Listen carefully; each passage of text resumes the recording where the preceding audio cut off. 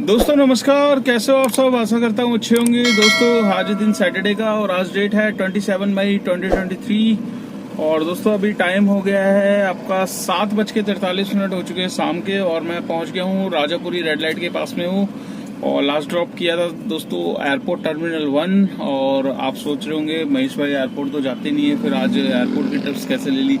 तो दोस्तों एक्चुअली मैं चला गया था फरीदाबाद, वहाँ पर बीपीटीपी करके कोई है नहर वाले रास्ते पे, तो बल्लभगढ़ साइड पे चला गया था इन ड्राइव में राइड लेकर।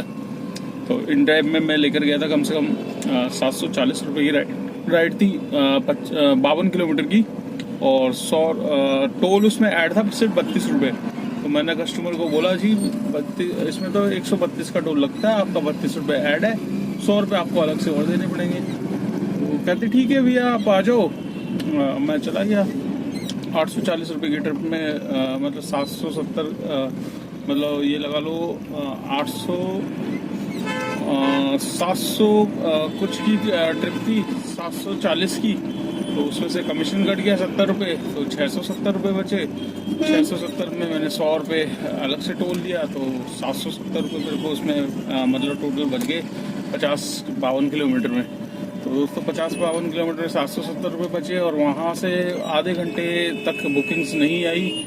और ये लगा लो जिस ट्रिप को मैं लेकर गया था दोस्तों बल्लभगढ़ साइड में नहर वाले रास्ते पे, वहाँ पर मेरी गाड़ी से सिर्फ ये लगा लो 10 कदम आगे कम से कम 2.5 फीट लंबा सांप मेरी गाड़ी के सामने से ऐसे गया भाई साहब। हाँ, मतलब देखते ही मैंने ब्रेक मारे और ब्रेक मार के एकदम हालत सी वो हो गई एकदम से, यार इतने करीब से मतलब कोई देख लो।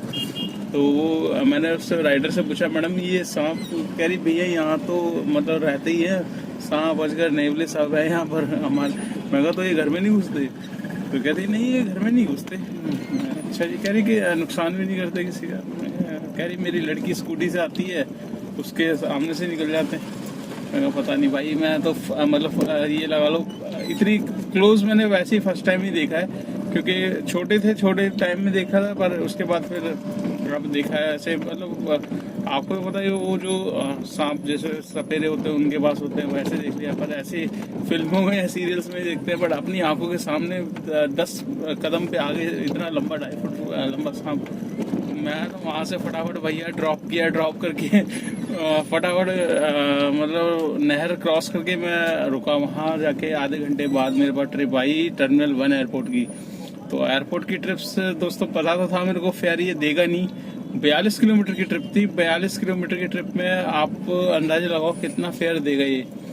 तो आप समझ रहे होंगे गैस करके, फिर भी मैं आपको दिखा देता हूँ। यहाँ पर आप देख सकते हैं स्क्रीनशॉट।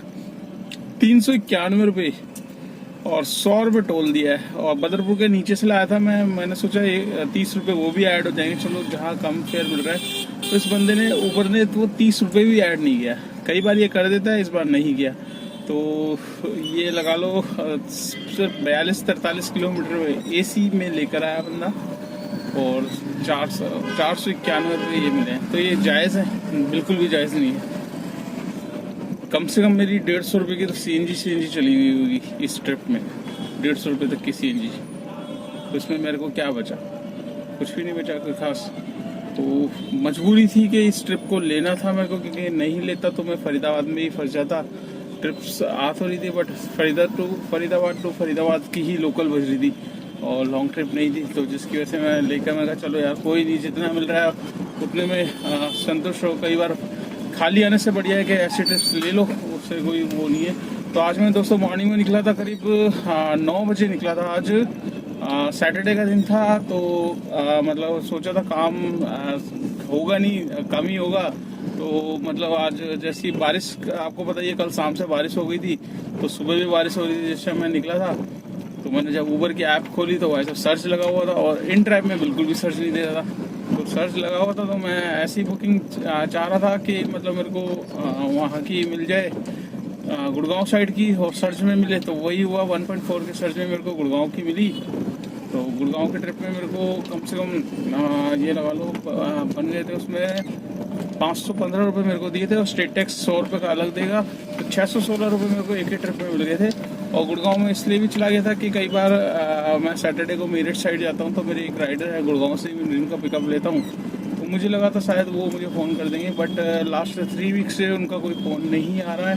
तो शायद में भी हो सकता है या तो जिनके साथ वो पहले जाते थे हो सकता है उनके साथ ही जाना स्टार्ट कर दिया हो, या फिर कुछ और वजह हुई होगी, तो इसलिए मुझे लगा शायद वो फ़ोन कर देंगे तो मैं उनके साथ निकल जाऊँगा, बट ऐसा फ़ोन कोई आया नहीं। तो कोई नहीं, हमें तो काम करना ही है, जहाँ की भी ट्रिप्स आती है। तो वहाँ से मेरे पास मिल गई थी इन ड्राइव में पटेल नगर की मिली 410 रुपये के रेट पे। तो 410 रुपये के रेट पे मिली, प्लस 100 रुपये मैंने टोल लिया, 510 रुपये। तो 510 में 40 रुपये कमीशन चला गया, तो आराम से 470 रुपये मेरे को मिल गए थे। तो मैं कहा चलो कोई नहीं, 470 में ही ठीक है। वहाँ पर गुड़गांव में रुकता तो गुड़गांव में भी फिर काम नहीं होता। तो आज ये लगा लीजिए, वहाँ से वेस्ट पटेल नगर के बाद मैं चला गया था सीपी कनाट प्लेस बिल्कुल शांत पड़ा हुआ था, 1 घंटे तक बुकिंग हुई थी कनाट प्लेस पे। तो उसके बाद मेरे पास जो बुकिंग आई थी सीधा वो आ गई थी, आपका जनकपुरी साइड की बुकिंग मिल गई थी मेरे को। जनकपुरी से फिर आ तो गई थी एडवांस में ऊबर में सरोजनी नगर की। तो मैंने सोचा यार एक बार मैं ये चेक कर लेता हूँ इन ड्राइव। तो क्या है कि ये थोड़ा सा हॉटस्पॉट एरिया है, यहाँ पर लंबी लंबी बुकिंग मिल जाती है। तो वही रहा, फरीदाबाद की बुकिंग आ रही थी 665 के रेट में, मैंने डाल दिया 740 एक्सेप्ट हुई, 32 रुपये उसका टोल था, 100 रुपये और एक्स्ट्रा लिया, 840 पे लेकर मैं इधर आ गया। तो दोस्तों आज काम ज़्यादा नहीं हुआ, सैटरडे का दिन है, बट फिर भी जितना होता है उतना कर लिया, ऊपर नीचे चलता रहता है। तो दोस्तों आज हम बात करेंगे ओला उबर से रिलेटेड ही, और ओला उबर के ड्राइवरों के कुछ कमेंट्स आते हैं उससे रिलेटेड आज बात करेंगे। बात ये है कि दोस्तों देखिए, मेरे पास जैसे मैं दिल्ली में रहता हूँ, दिल्ली में काफ़ी ड्राइवर भाई हैं जिनकी 180 गाड़ी है। 180 गाड़ी को लेके काफ़ी कंफ्यूजन है भाइयों के बीच में, और कंफ्यूजन ये रहता है कि इसके ऊपर मैं वीडियो पहले भी बनाई हुई है, बट मेरे पास कमेंट्स आते रहते हैं। तो मैं सोचता हूँ उन कमेंट्स का रिप्लाई मैं अपनी वीडियो के माध्यम से दूँ तो बेटर रहता है। वैसे मैं जैसे फ्री नहीं हो पाता तो इसलिए उसका रिप्लाई नहीं दे पाता, तो अभी मैं वीडियो के जरिए रिप्लाई देना चाहूँगा। तो दोस्तों कमेंट्स यही आते हैं दोस्तों के, एक तो कन्फ्यूज़न ये रहती है कि जब नई गाड़ी निकालते हैं तो नई गाड़ी के साथ हमें आरसी फिटनेस, आरसी परमिट और ये सब चीज़ें मिलती है, ठीक है। अब उसमें परमिट जो हमें मिलती है वो 5 साल की मिलती है नई गाड़ी की, ठीक है। तो टोटल जो वैलिडिटी होती है वो 8 साल की परमिट होती है। तो ये टू उसमें मिलती है, एक वो 5 ईयर में मिलती है। 5 ईयर के बाद आप जब रिन्यू कराओगे परमिट को तो इसके बाद 3 ईयर्स की आपको इसकी मतलब परमिट मिलती है। तो 3 ईयर्स की परमिट में देखिए, एक तो 5 साल की मिल गई, 5 साल की जिसकी नई गाड़ी है उसकी कन्फ्यूजन क्या होती है, कन्फ्यूजन ये होती है कि यार इसमें सब कुछ लिखा हुआ है, एनसीआर के लेटर भी मिले हुए हैं। तो मतलब मुझे एक ये डाउट रहता है बंदों के मन में कि अब मेरे पास तीनों जगह की परमिशन है तो मैं अब तीनों जगह कहीं भी जा सकता हूँ बिना उसके रुके टुके। और कुछ भाई गलत ड्राइवर भाइयों के बीच में वो डाल रहे हैं कंफ्यूजन के भाई अब आप कहीं भी घूम सकते हो। कुछ शोरूम वाले भी बोल देते हैं जिनको अता पता होता नहीं है। तो दोस्तों ऐसी गलती बिल्कुल भी ना करें। देखिए मैंने अभी 2 दिन पहले भी बताया था कि टैक्स ना भरने पर कितना मोटा चालान हुआ था। तो वही चीज़ आज मैं दोबारा बता रहा हूँ कि जब भी आपकी नई गाड़ी निकले आपके पास परमिट मिलेगी 5 साल की, वो सिर्फ परमिट होती है, उस पर जो लिखा रहता है कि फरीदाबाद और ये 3 लेटर जो मिलते हैं वो आपकी परमिशन है कि आप उस एरिया में चला सकते हो, ठीक है। पहले एरिया होता था 50 किलोमीटर तक का, अब आपका 125 या ऐसे कुछ किलोमीटर तक का एरिया है जिसमें आप अपनी गाड़ी एनसीआर में दौड़ा सकते हो। बट दौड़ाने के साथ साथ इसमें कंडीशन ये होती है कि इसमें जो काउंटर सिग्नेचर होते हैं वो कराने ज़रूरी होते हैं दोस्तों।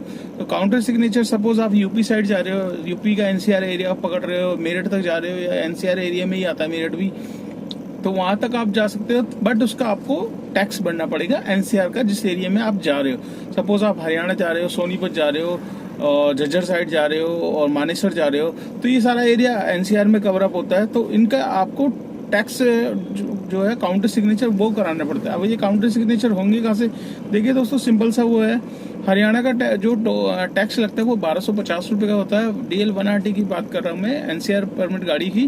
तो 1250 रुपये का एक साल का टैक्स होता है, जिससे आप खुद जाके करा सकते हैं। सेक्टर 12 फरीदाबाद कोर्ट में होता है इसका काउंटर साइन, और वहाँ पर 50 रुपये की फाइल बनती है, 1200 रुपये फीस है। 1250 रुपये में आप खुद जाके करा लीजिए। मुश्किल से हार्डली आधा घंटे का काम है, आधे घंटे में आप वहाँ से फ्री हो जाएंगे, खुद जाएंगे। और सेम चीज़ यूपी के टैक्स की है। यूपी के टैक्स की क्या है कि यूपी के टैक्स की जो वैलिडिटी होती है वो परमिट के हिसाब से दी जाती है। जैसे आपकी नई गाड़ी है, आपकी 5 साल की गाड़ी की परमिट मिली है, तो आपको 5 साल का ही टैक्स भर के मिलेगा उसमें, एज पर अंडरलाइंग परमिट। तो जितनी परमिट है उस हिसाब से आपको उसका टैक्स मिलेगा। टैक्स जो अमाउंट है 5700 रुपये का टैक्स है। 200 रुपये ऑनलाइन फीस जो बाहर से काट के देते हैं। सपोज वो अंदर नहीं काट रहे सिस्टम से, वो कहते हैं बाहर से कटा लो, तो आप सीधा अथॉरिटी के सामने गेट है, सरदार जी की दुकान है, वहाँ पर वो 200 रुपये ऑनलाइन फीस काटने के लेते हैं। तो टोटल खर्चा आपका 5900 रुपये प्लस एक 50 रुपये की फाइल बनती है। राउंड फिगर मान के चलिए 6000 रुपये का आपका यूपी का टैक्स है NCR का, जो कि एज पर परमिट, जब तक आपकी परमिट वैलिड है तब तक आपकी वो टैक्स वैलिड है। तो सपोज मैंने लास्ट ईयर मैंने अपना भरा था, मैंने जब अपनी गाड़ी रिन्यू कराई थी, मेरे को 5 साल के बाद 3 साल की मिली थी वैलिडिटी। तो 3 साल की ही मेरे को, जब मैं यूपी का टैक्स भरने गया तो 3 साल का ही टैक्स भरा गया था।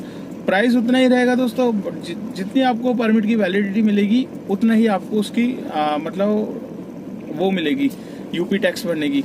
तो 5700 रुपये प्लस 6000 रुपये में आपका 5 साल का टैक्स हो जाएगा। तो ये कन्फ्यूजन अपने दिमाग से निकाल दो कि भाई नई गाड़ी ली है, परमिट आ गई है, तो अब मैं कहीं भी चला सकता हूँ। कहीं भी चलाओगे, किसी भी RTO वाले ने रोक लिया आपकी गाड़ी, तो फिर जब से नहीं आपने भरा, तब जब से गाड़ी ली है तब से पता नहीं कितना चालान वो ठोक देंगे।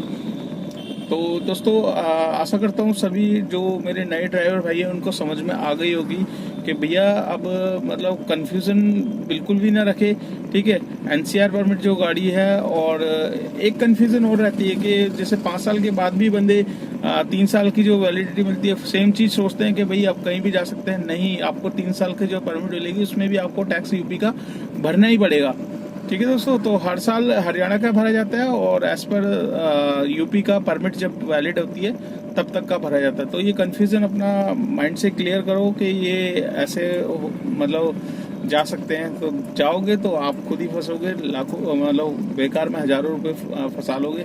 तो दोस्तों आज का मैं काम आपको बता देता हूँ। आज का मेरा काम कितना हुआ है, कुछ भी ज़्यादा खास नहीं हुआ है।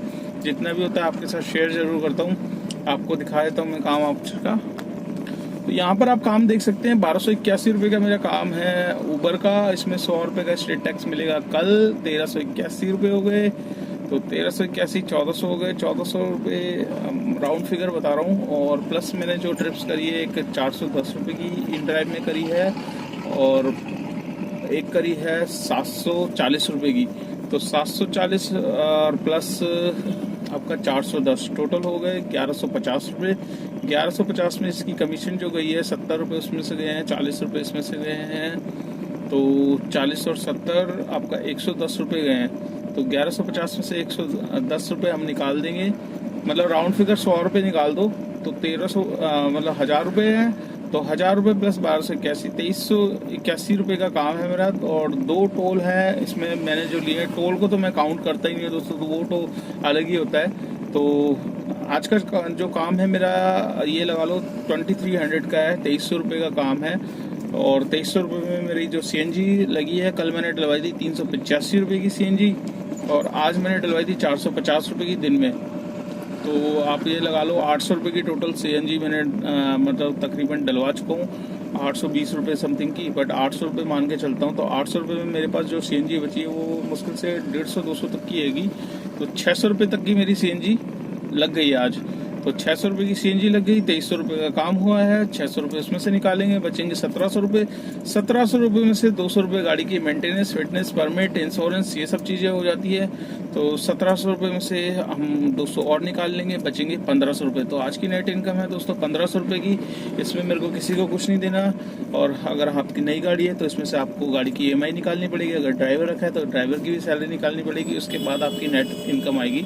और ये काम मैं बता रहा हूँ सिर्फ सुबह निकला था 9 बजे, और अभी टाइम हो रहा है 8:05 हो चुके हैं। तो तकरीबन 11 घंटे का काम है और 11 से 12 घंटे का ही मैं काम आपको बताता हूँ ऑन एवरेज इतना होता है। काम आपकी इच्छा के अनुसार आप जितना चाहे उतना कर सकते हो, ठीक है, कोई लिमिटेशन नहीं है। बट हाँ, लिमिट होती है कि ड्राइविंग का एक टाइम होता है, 10 से 12 घंटे इनफ होते हैं। इससे ज़्यादा करोगे तो आपके शरीर को थोड़ा सा नुकसान होगा। तो चलिए दोस्तों, इस वीडियो को कर लेते हैं यहीं पे एंड। आपको वीडियो कैसी लगी लाइक कर देना, चैनल पे फर्स्ट टाइम हो तो चैनल को सब्सक्राइब कर लेना। अगर आप मेरी वीडियो फेसबुक पेज पे देख रहे हो तो उसको भी फॉलो कर लेना, उसको भी ज़्यादा से ज़्यादा शेयर करना। जितना आप इस वीडियो को शेयर करोगे उतनी मेरी वीडियो आगे पहुँचेगी, उन भाइयों के पास जाएगी जो जानना चाहते हैं ओला उबर में आजकल कितना काम हो रहा है, कैसी कौन सी गाड़ी बेस्ट है ओला उबर के लिए, दिल्ली की सड़कों पे कौन सी गाड़ी बेस्ट है। और भी सारी वीडियो डाली हुई है। आपके कुछ भी कमेंट से आप मेरे व्हाट्सएप ग्रुप से लिंक हो जाइए। व्हाट्सएप ग्रुप का लिंक मैंने डिस्क्रिप्शन में डाला हुआ है, वहाँ से ज्वाइन हो सकते हैं या फिर आप मुझे व्हाट्सएप पे कर सकते हैं, मैं आपको दे दूंगा, ठीक है। बहुत सारे ऑप्शन हैं, आप मेरे फेसबुक के पेज से भी लिंक ले सकते हैं, वहाँ भी लिंक पड़ा हुआ है व्हाट्सएप ग्रुप का। तो वहाँ पर क्या है कि 400-500 ड्राइवर भाई जुड़े रहते हैं, जो भी डेली का अपडेट होता है वो मेरे व्हाट्सएप पे आता रहता है दोस्तों। तो आपको जानकारी मिलती है ज़्यादा से ज़्यादा कि आजकल हो क्या रहा है, मतलब ओला उबर में क्या चल रहा है। तो चलिए दोस्तों, वीडियो को करते हैं एंड और आपसे मिलते हैं कल नेक्स्ट डे नेक्स्ट रनिंग पे। तब तक के लिए बाय बाय।